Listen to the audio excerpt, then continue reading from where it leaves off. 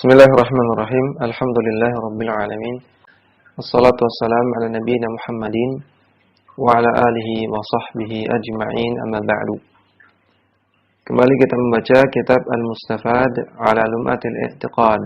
Ibnu Qudamah beliau mengatakan wa qaddara arzaqahum wa ajalahum. Allah Ta'ala lah yang menetapkan rezeki dari makhluk dan menetapkan ajal dari makhluk.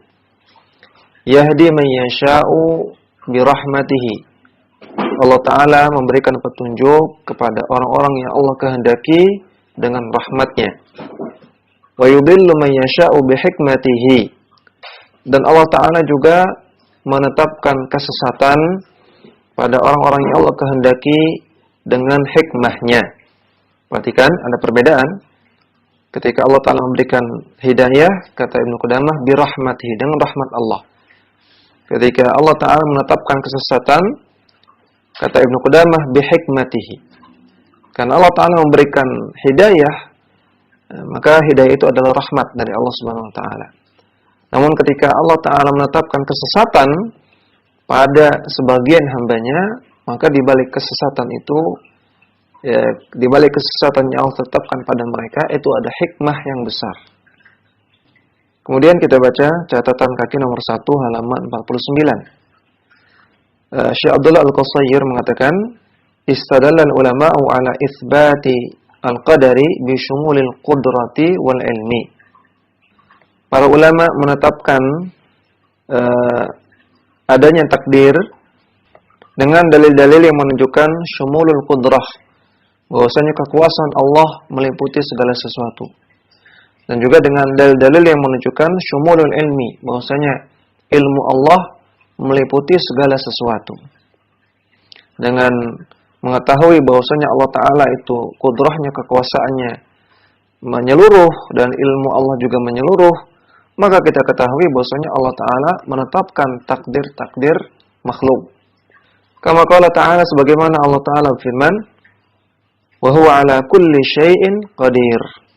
Dan Allah Ta'ala maha kuasa atas segala sesuatu. Surat Hud ayat keempat. Ini dalil yang menunjukkan syumulul qudrah. Wa qala Ta'ala, dan Allah Ta'ala berfirman, innallaha bikulli syai'in alim. Allah Ta'ala mengetahui segala sesuatu. Surat Al-Anfal ayat 75. Ini dalil yang menetapkan syumulul ilmi. Fadzalika 'amun yatanawalu kulla syai'in.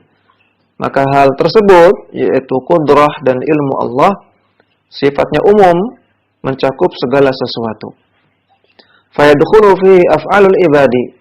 Maka termasuk juga di dalamnya perbuatan-perbuatan hamba. Perbuatan hamba itu atas kekuasaan Allah, dan perbuatan hamba itu Allah sudah ketahui. Minat ta'ati wal ma'asi. Baik perbuatan hamba yang berupa ketaatan atau perbuatan hamba yang berupa maksiat. Fa innaha waqi'atun bi ilmillahi ta'ala. Maka itu semua terjadi dengan ilmu Allah, artinya Allah ketahui. Wa dakhilatun tahta qudratihi wa masyiatihi. Dan itu semua terjadi di bawah kekuasaan Allah dan atas kehendak Allah. Wa kama annahu ta'ala alimun biha muridun laha kaunan. Dan Allah Ta'ala mengetahui semua itu, mengetahui seluruh perbuatan hamba dari awal sampai akhirnya, dan muridullah, dan Allah Ta'ala menginginkan itu terjadi secara kaunan, secara kauni. Wa humul fa'iluna laha al-mubtaghuna laha talaban wa kasaban. Namun hambalah yang melakukannya, dan merekalah yang mengusahakannya, talaban, artinya mereka yang memunculkan usaha, mereka yang menginginkan, wa kasaban, dan mereka lah yang menghasilkan perbuatan-perbuatan tersebut. Yang menetapkan Allah, dan Allah mengetahuinya, namun yang mengerjakan, yang meniatkan, yang menginginkan, itu makhluk. Fa innaha waqi'atun bimahdi ikhtiyarihim wa qudratihim wa masyiatihim.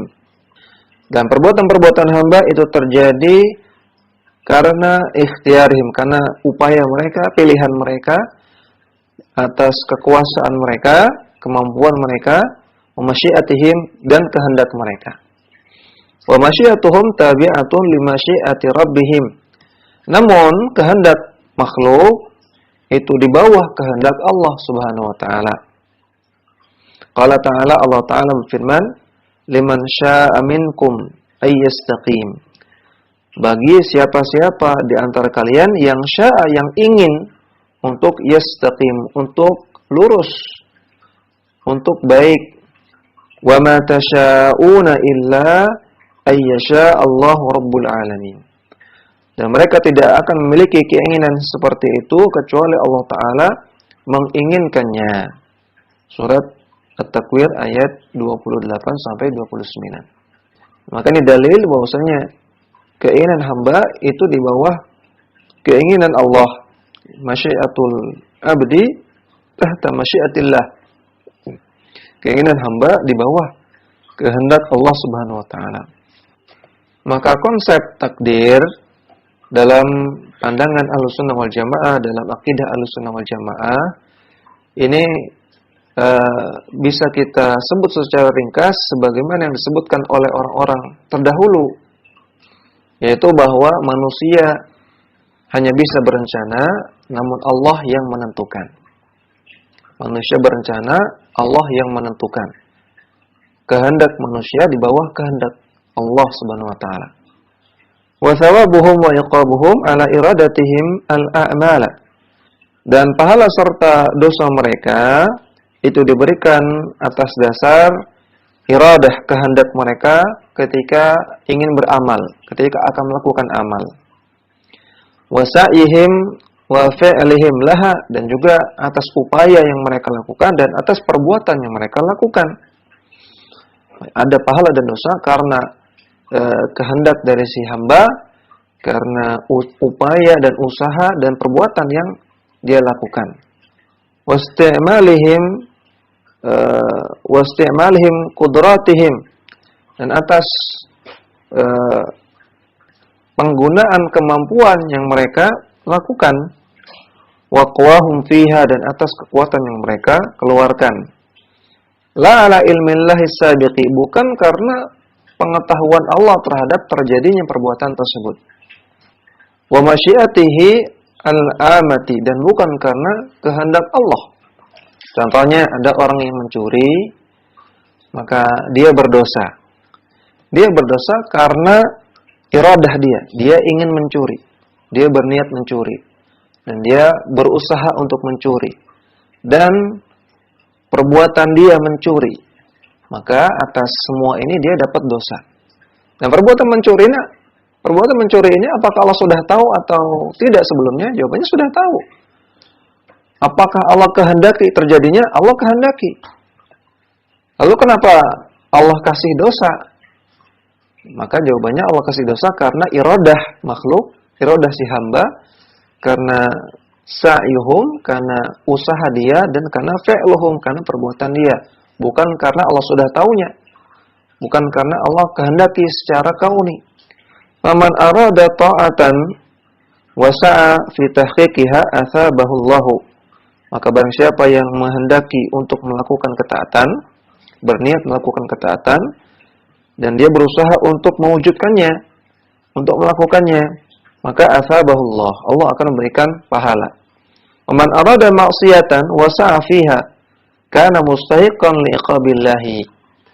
Namun orang yang menginginkan untuk melakukan maksiat, berniat melakukan maksiat dan berusaha melakukannya, maka dia berhak mendapatkan hukuman dari Allah Subhanahu wa taala. Fa iradatuhum wa sa'yuhum wa isti'maluhum ma atahumullahu minal quwwati wal qudrati fi a'malihim huwa kasbuhum.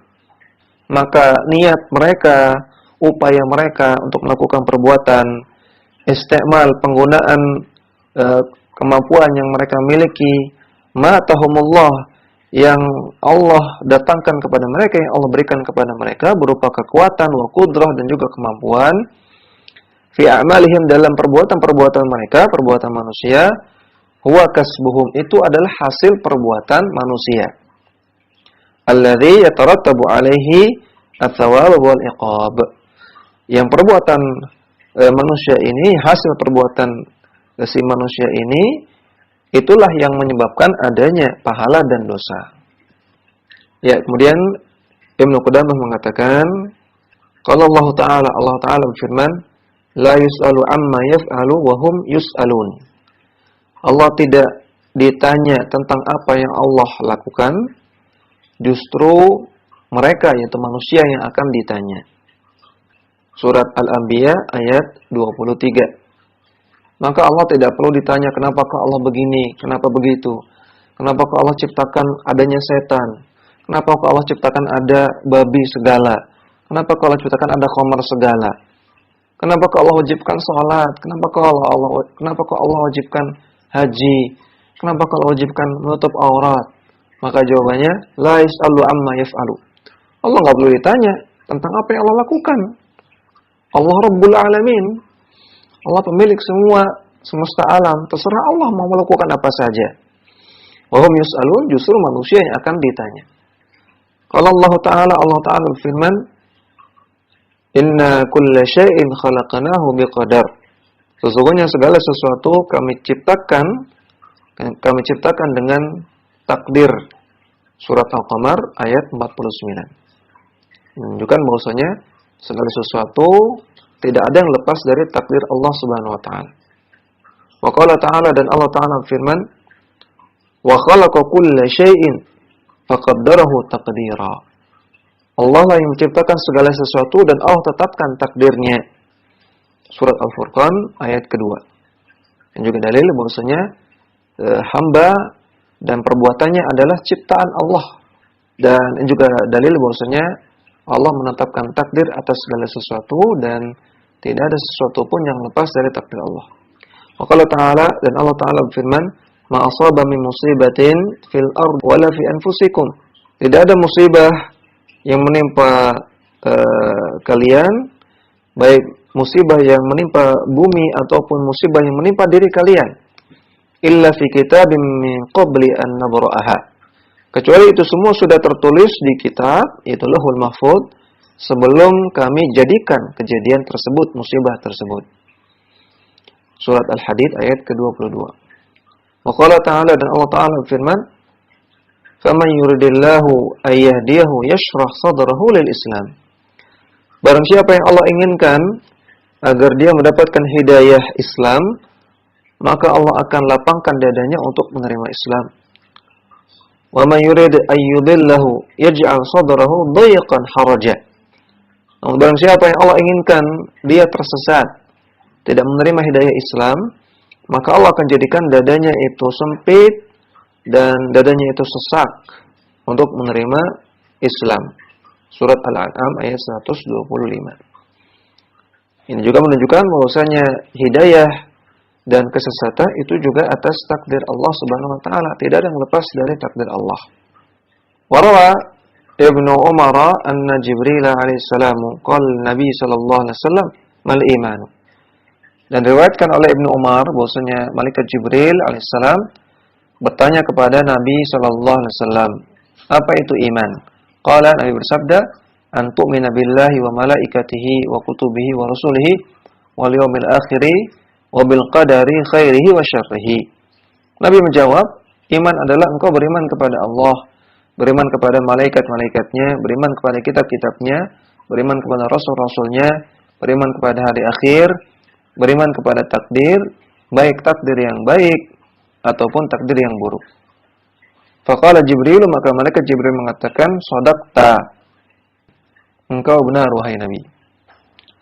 Rawahu Muslimun, hadis sahih riwayat Muslim. Wa qala Nabi sallallahu alaihi wasallam, dan Nabi bersabda, amantu bil qadari khairihi wa syarrihi wa hulwihi wa murrihi. Aku beriman kepada takdir, baik takdir yang baik maupun takdir yang buruk, baik takdir yang manis maupun takdir yang pahit. Wa min du'ain Nabi sallallahu alaihi wasallam alladhi 'allamahu Al-Hasan bin Ali yad'u bihi fi qunutil witri. Dan di antara doa Nabi SAW yang Nabi ajarkan kepada Al-Hasan bin Ali. Al-Hasan putranya Ali bin Abi Thalib. Nabi ajarkan kepada Al-Hasan untuk dibaca di dalam kunut dalam salat witir. Di antara kutipan doa tersebut, Nabi mengatakan, waqini syarra ma qadaita. Ya Allah, jauhkanlah aku, lindungilah aku dari keburukan takdir yang engkau tetapkan, dari takdir yang buruk. Wala naj'alu qada Allahi wa qadarihi hujjatan lana fi tarki awamirihi wajtinabi nawahihi. Dan kita tidak boleh menjadikan takdir Allah, qada dan qadar, artinya sama, takdir. Kita tidak jadikan takdir Allah sebagai hujjah, sebagai alasan untuk meninggalkan perintah-perintah Allah dan untuk melakukan apa yang dilarang oleh Allah Subhanahu wa taala. Tidak boleh kita menjadikan takdir sebagai alasan untuk maksiat. Ketika ditanya, "Kenapa kamu minum khamr?" Ini kan sudah takdir Allah, ini enggak boleh. "Kenapa kamu mencuri?" Saya mencuri karena takdir Allah. "Kenapa kamu berzina?" Saya berzina karena takdir Allah. Ini tidak diperbolehkan. Kenapa demikian? Kita lihat catatan kaki nomor 1, halaman 50. Syekh Abdullah Al-Qusayr mengatakan, "La hujjata lil 'asi 'ala fi'lil ma'siyati." Tidak boleh seorang yang bermaksiat berhujjah, beralasan dengan takdir ketika melakukan maksiat.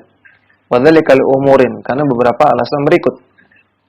Al-awwal, yang pertama, Allah Ta'ala adhafa al-amala ila al-amili.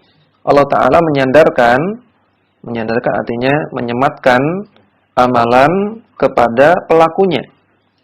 Wa ja'alahu kasaban lahu. Dan Allah jadikan pelaku, si manusia ini, sebagai kasab, sebagai pihak yang menghasilkan amalan. Kama qala Ta'ala, sebagaimana Allah Ta'ala berfirman, "Al-yawma tujza kullu nafsin bima kasabat." Pada hari ini, di akhirat, akan dibalas setiap jiwa, setiap orang, bima kasabat, atas apa yang dia kerjakan, atas apa yang dihasilkan. Surat Ghafir ayat ke-17. Maka Allah katakan, setiap jiwa, setiap orang itu menghasilkan amalannya sendiri. Amalan itu karena hasil dia. Maka dia yang mempertanggungjawabkannya, maka dia yang akan mendapatkan ganjarannya. Walau lam yakun lahu ikhtiyarun fil fi'li wa qudratun alaihi ma adhafahu Allah Ta'ala ilaihi. Andaikan manusia tidak punya ikhtiyar, tidak punya pilihan, dan tidak punya kemampuan untuk melakukan amalan, maka Allah tidak akan menyematkan amalan kepada pelakunya, kepada si manusia. Artinya, orang yang mengatakan, saya bermaksiat karena takdir Allah, saya mencuri karena takdir, saya berzina karena takdir, saya minum khamr karena takdir, seolah-olah dia mengatakan, saya dikontrol oleh Allah, saya dipaksa oleh Allah untuk berzina, untuk minum khamr, untuk mencuri. Allah yang paksa saya tidak punya pilihan, saya tidak punya kemampuan untuk menjauhi itu, karena saya dikontrol. Maka ini tidak tepat. Karena manusia punya ikhtiar dan punya kudrah, punya peluang untuk memilih dan punya kemampuan untuk meninggalkan maksiat. Dia punya kemampuan untuk melakukan ketaatan atau maksiat. Dia punya pilihan ingin melakukan ketaatan atau maksiat. Asalnya yang kedua, anal abda ma'murun wa manhiyun wa lam yukallifhu Allahu illa ma yastati'u. Manusia itu diberikan perintah dan diberikan larangan oleh Allah, dan tidak mungkin Allah Ta'ala membebani manusia kecuali yang mereka mampu. Falaysa majburan 'alal amali, maka manusia itu tidak dipaksa untuk beramal, tidak dikontrol oleh Allah Subhanahu wa taala. Bal muta'abbidan bimtithalil ma'muri fi'lan, bahkan mereka beribadah kepada Allah dengan cara melaksanakan perintah, wa imtithalil manhi tarkan, dan juga mereka beribadah kepada Allah dengan cara meninggalkan apa yang Allah larang. Wajtinaban, dan menjauhi apa yang Allah larang. Walau yukallif illa ma yastati', maka Allah Ta'ala tidak mungkin membebani manusia kecuali yang mereka mampu. Maka orang-orang yang berhujjah dengan takdir, orang-orang yang melakukan maksiat dengan alasan takdir, seolah-olah mereka mengatakan Allah Ta'ala ngasih perintah dan larangan, namun kita tidak mampu untuk melakukannya semua, karena Allah yang kontrol kita. Sehingga artinya Allah memberikan perintah dan larangan itu sia-sia. Ya, Allah berikan perintah dan larangan untuk tidak bisa dilakukan. Jadi Allah hanya main-main. Maka ini tentunya keyakinan yang batil. Allah berikan perintah karena kita mampu untuk melaksanakan perintah. Allah berikan larangan karena kita mampu untuk meninggalkan apa yang Allah larang. Karena Allah berikan kita ikhtiar, pilihan, dan Allah berikan kita kudrah, kemampuan. Asal itu yang ketiga, innal qadara mughayyabun 'anil mukallafina fala yudra bihi hatta yaqa'. Takdir itu gaib, tidak diketahui oleh para mukallaf, oleh orang-orang yang menjalankan syariat, oleh manusia. Fala yudra bihi hatta yaqa'. Mereka tidak tahu takdir kecuali ketika sudah terjadi. Fal 'asi la yadri ma qaddara lahu qabla al-ma'siyati. Maka orang yang bermaksiat, dia tidak tahu apa yang akan ditakdirkan kepadanya sebelum dia melakukan maksiat tersebut. Dia nggak tahu takdir. Wa huwa bi istita'atihi al-fi'la aw at-tarka. Dan dia mampu untuk melakukan maksiat tersebut atau mampu untuk meninggalkannya. Dan dia nggak tahu takdir, dia nggak tahu apa yang ingin dia lakukan itu akan terjadi atau tidak. Dia tidak tahu sama sekali. Fa kaifa yasluku tariqal ma'siyati mukhtaran wa yahtajju bil qadari wa huwa yajhaluhu.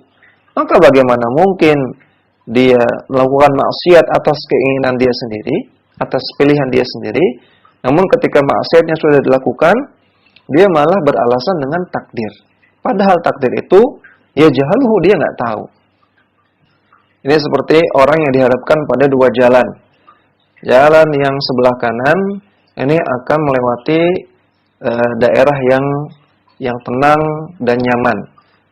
Jalan yang sebelah kiri dia akan melewati jalan yang banjir, ada angin ribut, ada banyak kekacauan. Dia sudah dikasih tahu, ini jalan yang kanan aman, tenang. Dan jalan yang sebelah kiri ini ada banjir, angin ribut, dan ada banyak kekacauan. Dia sudah dikasih tahu.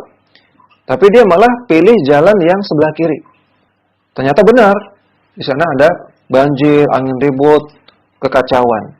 Ketika dia sudah merasakan sulit, ya, kebanjiran, kena angin, dan merasakan banyak kekacauan, dia mengatakan, saya melewati jalan ini karena takdir. Ya, maka ini sebuah kegilaan. Dia sendiri yang milih jalan tersebut. Kenapa bilangnya karena takdir? Maka manusia dikasih pilihan, ingin meniti jalan ke surga, yang jalan ke surga ini akan membawa kepada kenikmatan yang abadi, atau meniti jalan ke neraka yang membawa kepada kesengsaraan abadi. Milih jalan yang nikmat apa jalan yang enggak enak. Ketika dia pilih jalan ke neraka, itu atas pilihan dia sendiri, dan ketika dia melakukannya malah beralasan dengan takdir. Maka ini sebuah kegilaan. Kemudian ar-rabi, yang keempat, Allah Ta'ala arsala rusula liqat'il hujjati. Allah Subhanahu wa Ta'ala mengutus para rasul untuk memutus hujjah. Allah Ta'ala berfirman, li'alla yakuna lin-nasi 'ala Allahi hujjatun ba'da ar-rusuli. Agar bagi manusia tidak ada lagi hujjah di hadapan Allah setelah diutusnya para rasul. Surat An-Nisa ayat 165. Maksudnya manusia tidak bisa lagi mengatakan di akhirat ketika ditanya, kenapa kamu tidak sholat? Maka manusia nggak bisa mengatakan, ya Allah, saya nggak tahu sholat itu wajib. Kenapa kamu tidak menutup aurat? Ya Allah, saya nggak tahu menutup aurat itu wajib. Nggak bisa lagi karena para rasul sudah menyampaikan. Ya, para rasul sudah menyampaikan wahyu dan sudah menyampaikan penjelasan-penjelasannya. Sudah terputus hujjah, nggak bisa beralasan lagi. Walau kana al-qadaru hujjatan lil 'asi lam tanqati al-hujjatu bi irsalir rusuli. Andaikan orang yang bermaksiat itu boleh berhujjah, boleh beralasan dengan takdir, maka tentunya pengutusan para rasul ini tidak memutus hujjah. Berarti pengutusan para rasul sia-sia. tidak memberikan penjelasan apa-apa. Maka tentunya ini adalah keyakinan yang batil. Kemudian Ibnu Qudamah mengatakan, kembali ke matan, bal yajibu an nu'mina wa na'lama anna Allah 'alaina al-hujjatu bi inzal kutubi. Bahkan wajib kita mengimani dan wajib kita mengetahui bahwasanya Allah Ta'ala menurunkan hujjah kepada kita dengan diturunkannya kitab-kitab. Wa bi'tsatir rusuli, dan juga dengan diutusnya para rasul untuk menjelaskan kepada kita halal dan haram, perintah dan larangan. Maka tidak dibenarkan bagi kita untuk beralasan dengan takdir. Qala Allah Ta'ala firman, li'alla yakuna lin-nasi 'ala Allahi hujjatun ba'da ar-rusul. Surat An-Nisa ayat 165. Wa na'lamu anna Allah subhanahu ma amara wa naha illa al-mustati'u lil fi'li illa al-mustati'a lil fi'li wat tarki. Dan kita mengetahui bahwasanya Allah Ta'ala tidak mungkin memerintahkan atau melarang kecuali kepada orang yang mampu untuk melakukan atau mampu untuk meninggalkan. Wa annahu lam yajbur ahadan ala ma'siyatin. Dan wajib kita mengetahui dan mengimani bahwasanya Allah tidak memaksa satu orang pun untuk melakukan maksiat.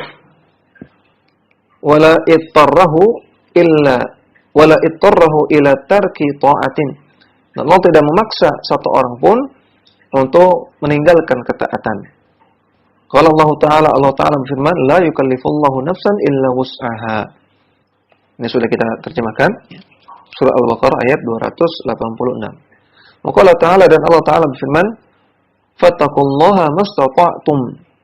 Bertakwalah kepada Allah semaksimal kemampuan kalian. Berarti Allah tidak mungkin membebani di atas kemampuan, di luar kemampuan kita.